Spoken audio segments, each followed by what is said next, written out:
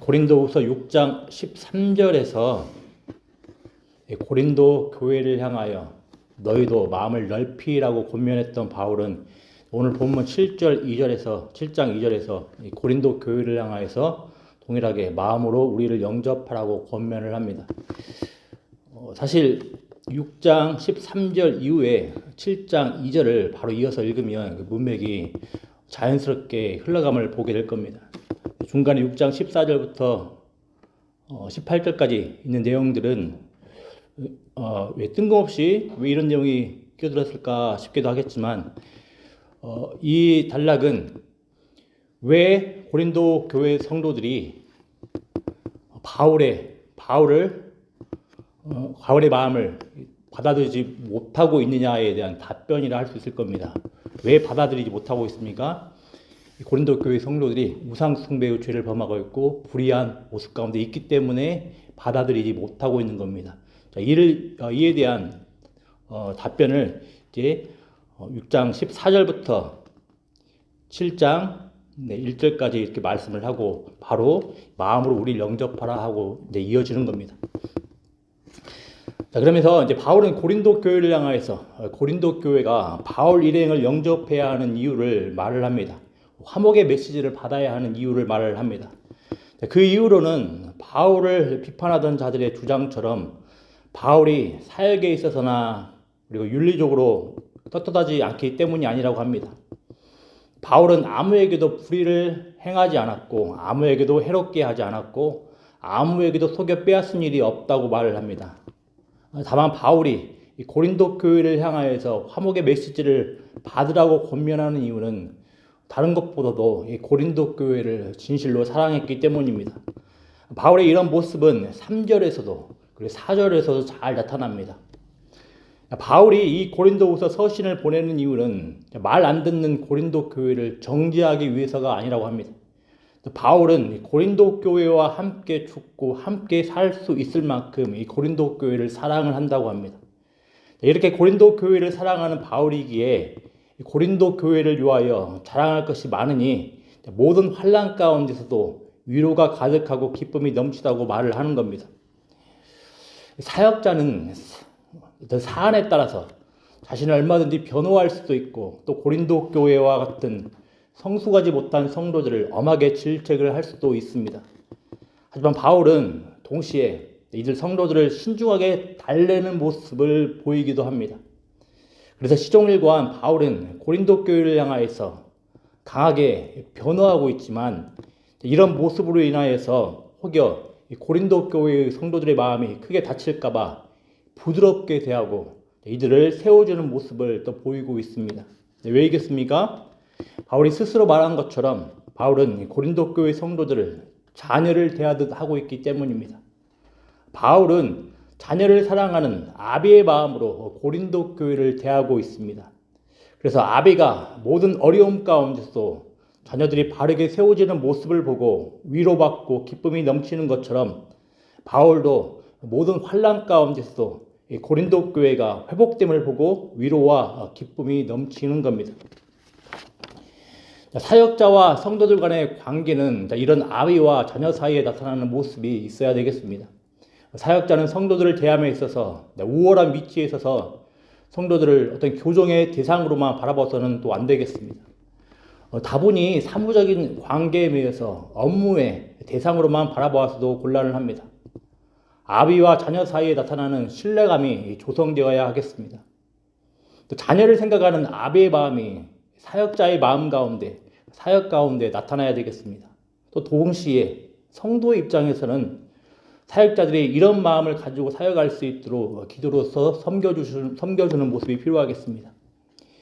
미래의 지도자들이 혹은 이런 모습들이 부족한 모습이 보일 텐데 이런 모습들이 있을 수 있도록 기도해 주시는 모습이 필요하겠습니다. 이어서 5절부터 16절에서는 두려움 가운데 힘들어했던 바울과 디도가 위로받고 기뻐하는 모습으로 바뀌는 모습을 봅니다. 바울이 2장 13절에서 고린도 교회로부터 답장을 가져오기로 한 디도를 만나지 못해서 이 디도의 안위 문제 때문에 그리고 한편으로는 고린도 교회의 반응에 대한 걱정 때문에 두려워했다고 합니다. 디도와의 만남을 위해서 마게도냐로 이동했음에도 불구하고 바울은 여전히 두려운 마음으로 가득함을 또 오늘 본문을 통해서 보게 됩니다. 그런데 이렇게 두려움으로 가득했었던 바울의 마음이 위로받게 됩니다. 우리 6절, 7절 말씀 우리 같이 한번 읽어보도록 하겠습니다. 그러나 낙심한 자들을 위로하시는 하나님이 디도가 om으로 우리를 위로하셨으니 그가 온 것뿐 아니요 오직 그가 너희에게서 받은 그 위로로 위로하고 너희의 사모함과 애통함과 나를 위하여 열심 있는 것을 우리에게 보고함으로 나를 더욱 기쁘게 하였느니라. 아멘. 두 가지 위로가 나옵니다. 첫 번째는 하나님께서 디도가 오게 함으로써 바울 일행을 위로하셨다고 합니다. 그리고 두 번째는 고린도 교회의 돌이키는 모습을 통해서 바울 일행이 위로받게 되었다고 합니다. 특히 7절에서는 고린도 교회의 애통함이 언급되는데 이 애통함은 이제 8절부터 12절까지 이어집니다. 바울은 8절에서 편지로 강하게 질책을 했던 자신의 조치 때문에 고린도 교회가 근심함을 보고 후회했었다고 합니다. 아마도 바울은 자신의 이런 조치들 때문에 오히려 고린도 교회와 바울의 관계가 더 멀어지지는 않을까 염려를 했을 겁니다. 별의별 생각을 다 했을 겁니다. 하지만 바울은 이제 후회하지 않고 도리어 위로받고 기쁨이 넘친다고 말을 합니다. 왜겠습니까? 고린도 교회의 근심이 회개로 이어졌기 때문입니다. 이런 회개의 모습은 실제로 13절부터 16절에 언급되는 대로 고린도 교회가 바울이 보낸 디도를 영접하여 순종하는 모습을 통해서 잘 나타납니다. 2절에서 바울은 고린도 교회를 향하여서 마음으로 우리를 영접하라고 권면을 했습니다.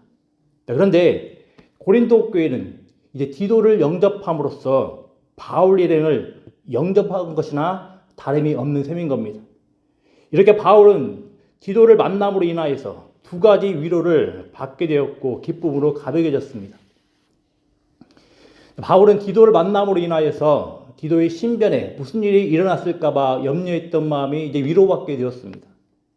또 바울은 디도를 통해서 전해드리는 소식, 곧 고린도 교회가 불의를 행하던 자들의 주장에 동조하여서 바울을 대적을 하고 여러 가지 불의한 일을 행했던 그 모습으로부터 돌이켰다는 소식, 회개했다는 소식을 듣고서 위로받았습니다.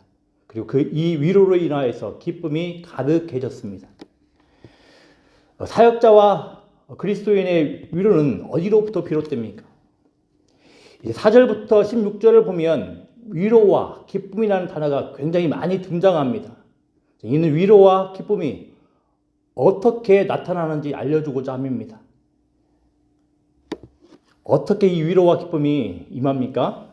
하나님으로부터 위로가 임하는 겁니다. 환난은 가득하고 근심 걱정이 가득할 때 하나님께서 위로의 소식을 전해주십니다. 근데 희한한 건 모든 환난은 사라지지 않았음에도 불구하고 그런데 이런 환난 가운데서도 완전히 넘어지지 않고 앞으로 나아갈 수 있도록 하나님께서 위로해 주신다라는 겁니다. 우리 4절 말씀만 더 한번 읽어보도록 하겠습니다. 나는 너희를 향하여 담대한 것도 많고 너희를 위하여 자랑하는 것도 많으니 내가 우리의 모든 환난 가운데서도 위로가 가득하고 기쁨이 넘치는도다 합니다. 모든 환난 가운데서 위로가 가득하고 기쁨이 넘치는도다 이렇게 고백을 합니다. 또 사역자 그리스도인의 위로는 또 어디로부터 비롯됩니까? 성도들의 회개, 성도들의 회복, 성도들 간의 화해로부터 위로가 옵니다. 당연하겠습니다. 앞서서 사역자가 아비이고 성도들은 일종의 자녀들인데 곧 가족입니다. 곧 가족일 텐데 성도가 세상 근심 가운데 사망의 길을 가고 있다면 성도가 영적으로 깊이 침체되어 있다면 성도들 간의 불화가 가득하다면 이 얼마나 고통스럽고 힘들겠습니까? 반면에 뒤집어 보면 성도들의 모습에서 회개와 회복과 화해의 모습이 나타난다면 또 얼마나 위로가 되며 기쁨이 가득하겠습니까? 그래서 우리는 여러분 고린도후서에서 언급되는 우리 하나님은 특별히 위로의 하나님이시라는 것을 꼭 우리가 기억을 해야 되겠습니다. 그러니 화해의 복음에 따라서 살아가는 우리가 되어야 되겠습니다. 혹여 하나님의 뜻대로 근심을 하고 있다면 이 기쁨, 이 근심 등을 기쁨으로 변화시켜 주시는 그 위로의 하나님께 은혜를 구하는 우리가 되어야 되겠습니다. 기도하겠습니다. 아버지 하나님 감사합니다. 모든 환난 가운데서도 우리를 위로하시는 아버지 하나님께 소망 두고 살아가는 복된 우리 영광교회 성도들 낼 수 있도록 은혜 더하여 주시길 소망합니다.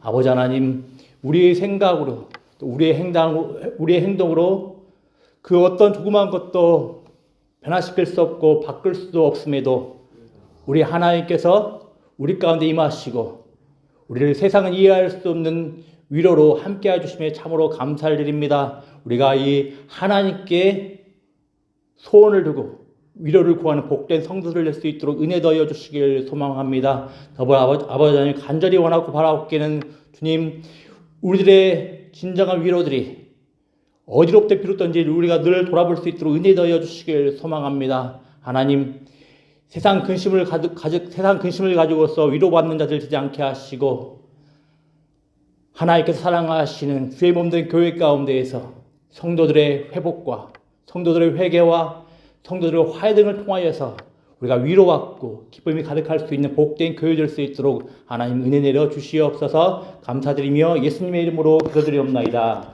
아멘.